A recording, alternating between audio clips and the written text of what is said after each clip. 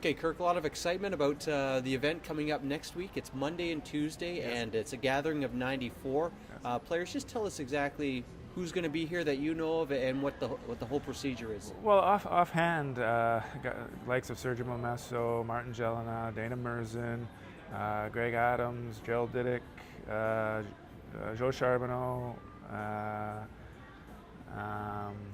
God does. There's a few more, like Glenn Hanlon, who was coach at the time, Ron Smith. Good roster, yeah. Pat Quinn. Rick Lee couldn't make it. He's involved in a charity of his own back in, I believe it's Connecticut area, Hartford area. It's going to be a good crew there. It's not quite everybody. There's still guys that are involved within the league and obviously are committed to what they have to do for that purpose and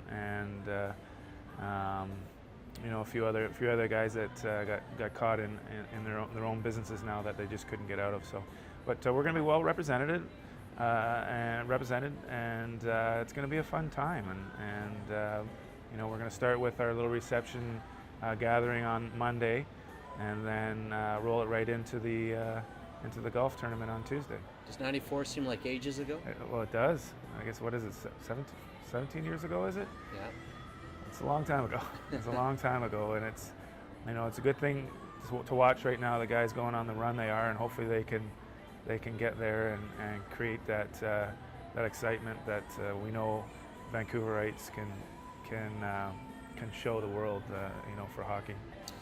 Game 7, 94. Where are you at? Can you sit down and watch that game comfortably now, or do you still get... I don't. I still find it tough to watch bits and pieces of it.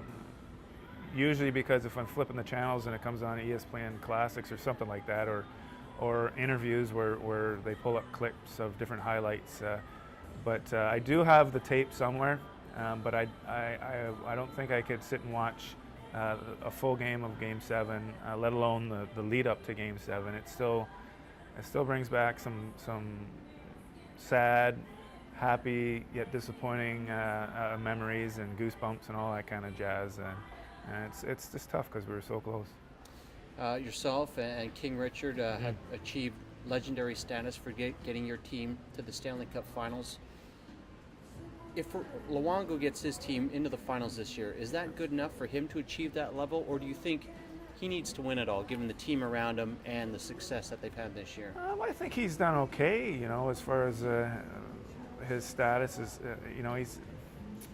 He's now into a situation where he's won an Olympic medal for his country. Being the President's Cup champions, there's going to be that extra pressure that they're expected to get to the finals at least, and if not win it, because they had such a wonderful year. I mean, even the last 2, 3, 4 years have been great, but this year was very special. It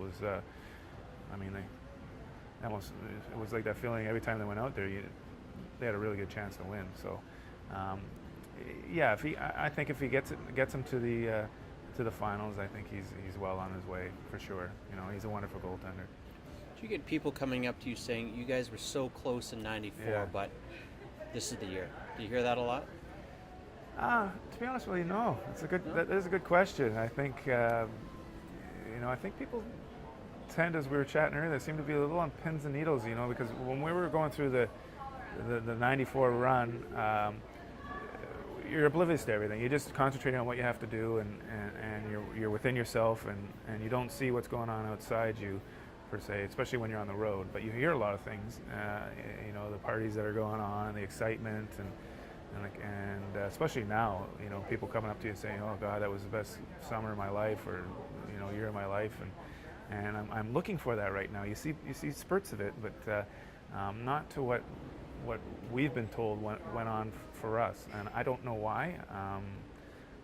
I hope people, it's just because they don't want to jinx anything, and maybe they're superstitious that way. But you see bits of it.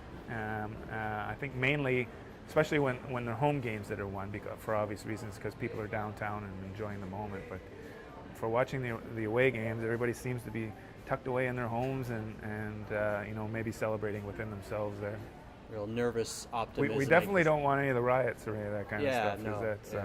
That's something that we don't want, but we do want excitement within the city, and that extra energy for the team, because it goes a long way. It really does.